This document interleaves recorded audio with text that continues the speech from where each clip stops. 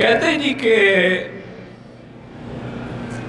9 محرم اور 10 محرم کو شیعہ ماتم کرتے ہیں، کیا ہم ان کو ماتم کرتا ہوا دیکھ سکتے ہیں؟ یعنی تماشا دیکھنے جائیں گے؟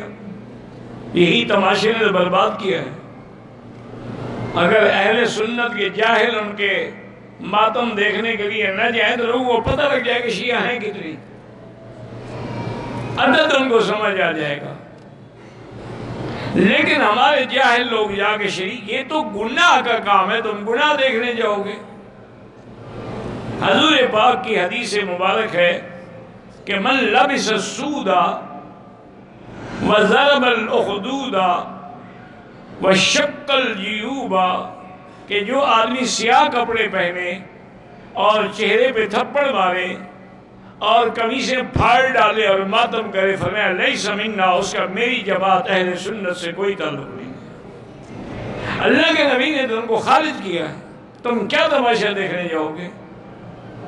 یہ کون سی محبت ہے؟ ایک دفعہ کی تاریخی واقعہ، اور یہ حقیقی یعنی اصل واقعہ ہے۔ انگریز کا زمانہ تھا، گورنر پنجاب کے لیے جو آیا انگریز، وہ جس دن لاہور اترا، اللہ کی شان ہے، وہ 10 محرم کا دن تھا، اور دیکھا کہ ہزاروں کی تعداد میں لوگوں نے سیاہ کپڑے پہنے ہوئے ہیں اور ماتم کر رہے ہیں اور چھریاں مار رہے ہیں اور مٹی ڈال رہے ہیں۔ تو اس نے اپنے اے ڈی سی سے پوچھا کہ ان لوگوں کو میرے گورنر بننے پہ اعتراض ہے، اسی لیے یہ ماتم کر رہے ہیں، میں واپس چل جاؤں؟ انہوں نے کہا حضرت آپ کے لیے نہیں کر رہے ہیں۔ تو پھر کیا کر رہے ہیں؟ انہوں نے کہا ان کے بہت بڑے ہیرو تھے حضرت حسین، ان کی شہادت ہو گئی تو اس کے لیے کام کر رہے ہیں۔ کہتے کب شہادت ہوئی؟ لاہور میں ہوئی؟ انہوں نے کہا نہیں حضرت، وہ تو کربلا میں ہوئی تھی، عراق میں، اور سینکڑوں سال پہلے کی بات ہے۔ انہوں نے کہا ان کو آج خبر پہنچی ہے کہ حضرت حسین شہید ہو گئے؟ انہوں نے کہا جی نہیں، خبر تو ہے، بس ان کا یہ عقیدت ہے۔ انہوں نے کہا پھر وہ قومیں جو اپنے ہیرو پہ ماتم کریں وہ کبھی ترقی نہیں کر سکتی۔ مجھے یہ سمجھ آ گئی کہ ہمیشہ اسی طرح روڑتے پیٹتے رہیں گے اور کوئی نتیجہ نہیں نکلے گا۔ تو اسی لیے ہمیشہ یاد رکھیں کہ ماتم کی مجلسوں میں جانا بھی حرام ہے، سننا بھی حرام ہے، اور شرکت کرنا بھی حرام ہے۔ شہید زندہ ہوتے ہیں اور زندہ کا ماتم کیوں کرتے ہیں؟ مجھے تو آج تک مسلمانوں کی پالیسی سمجھ میں نہیں ہے۔ ہم ماتم کریں تو کہتے ہیں زندہ ہے، ہم مدد مانگے تو کہتے ہیں مردہ۔ اگر ہم کہیں گے یہ زندہ ہے تو پھر کہتے ہیں کہ نہیں جی مدد مانگتے ہو، یہ تو مردہ ہے۔ خدا نے چھٹا پارا شروع یہاں سے کیا ہے، نہیں پسند کرتا اللہ اونچی آواز میں رونا، مگر جہاں ظلم ہو وہاں اجازت ہے۔ اگر تجھے زندہ کے ماتم کی اتنی تکلیف ہے، یعقوب کو پتا تھا کہ یوسف زندہ ہے، نبی تھا، جانتا تھا بیٹا زندہ ہے، پھر بھی 40 سال رویا، صرف یہ سمجھانے کے لیے کہ مظلوم کو رویا جا سکتا ہے۔ آج ہمیں بندے کہتے ہیں علم سے شفا کیسے مانگ لیتے ہو، کپڑا شفا کیسے دیتا ہے؟ کاش تو نے قرآن پڑھا ہوتا، اللہ نے یعقوب کو یوسف کے کرتے سے شفا دی تھی۔ لاکھوں دلائل، ہزاروں دلائل، جناب سارا کا چہرے پہ پیٹنا قرآن سے ثابت ہے۔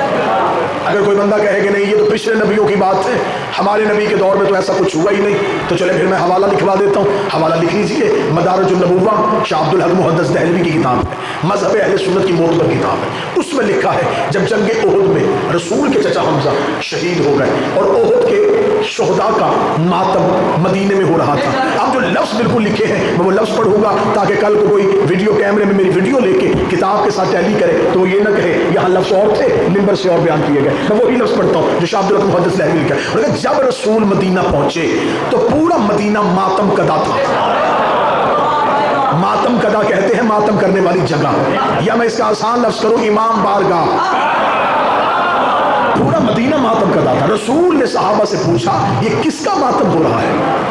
تو صحابہ نے کہا یا رسول اللہ یہ احد کے شہداء کے ورثہ اپنے شہداء کے لیے ماتم کر رہے ہیں۔ رسول نے ٹھنڈی آہ بھر کے، یہ محدث دہلوی کا لفظ، ٹھنڈی آہ بھر کے کہا ہائے میرے چچا حمزہ پہ ماتم کرنے والا کوئی نہیں۔ یہ کہہ کے رسول گھر گئے، انصار اپنے اپنے گھروں میں گئے، اپنی اپنی عورتوں کو بلایا، بچوں کو اکٹھا کیا اور رسول کے دروازے پہ لے کے آئے۔ میں جملے پڑھ رہا ہوں مدارج النبوہ سے، انصار صحابہ اپنی عورتوں کو لے کے रसूल के दरवाजे पे आए, पहली मातमी संगत सहाबा के घरों से निकली, रसूल के दरवाजे पे आके सहाबा की औरतों ने ऊंची आवाज से रसूल के चचा हमजा पे आहो फरियाद करना शुरू की। मुहद्दिस दहलवी कहते रसूल अंदर थे, रसूल ने पूछा ये मेरे दरवाजे पे कौन रो रहा है? बताया गया या रसूल अल्लाह ये अंसार की औरतें अपने घरों को छोड़ के आपके चचा हमजा का मातम करने के लिए आई है। जुमले मुहद्दिस के ना हो मैं गर्दन का लहू दूंगा। शाह अब्दुल हक कहता है रसूल ने मुसल्ले पे दुआ के हाथ बुलंद कर कहा मेरे अल्लाह जो मेरे चचा को रोने के लिए इन्हें भी बख्श दे, इनकी औलाद को भी बख्श दे, उनकी औलाद को भी बख्श दे, इन्हें भी बख्श, इनकी औलाद को भी बख्श, उनकी औलाद को बख्श।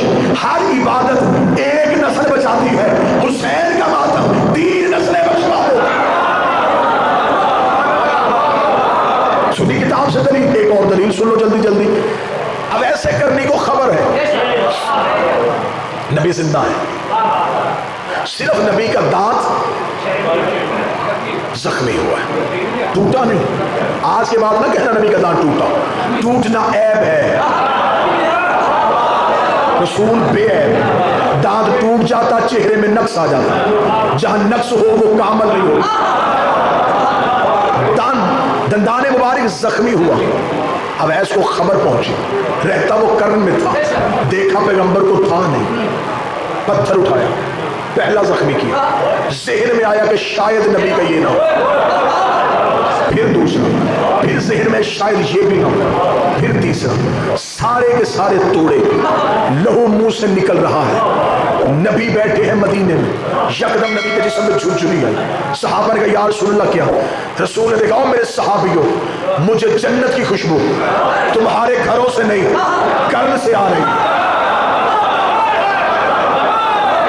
मुझे जन्नत की खुशबू कर्न से आ रही है। सहाबा ने कहा या रसूल अल्लाह वहां कौन रहता है? फरमाया अगर तुम में से कोई कर्न जाए, वहां मेरा एक आशिक है, उसका नाम अवैस है, उससे मेरा सलाम कहना।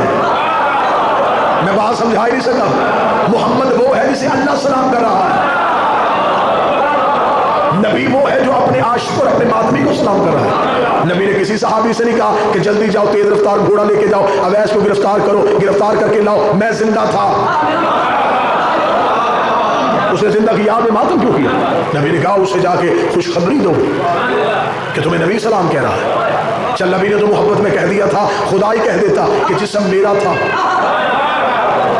मैंने तुझे अमानत दी, तूने इसे जख्मी क्यों किया?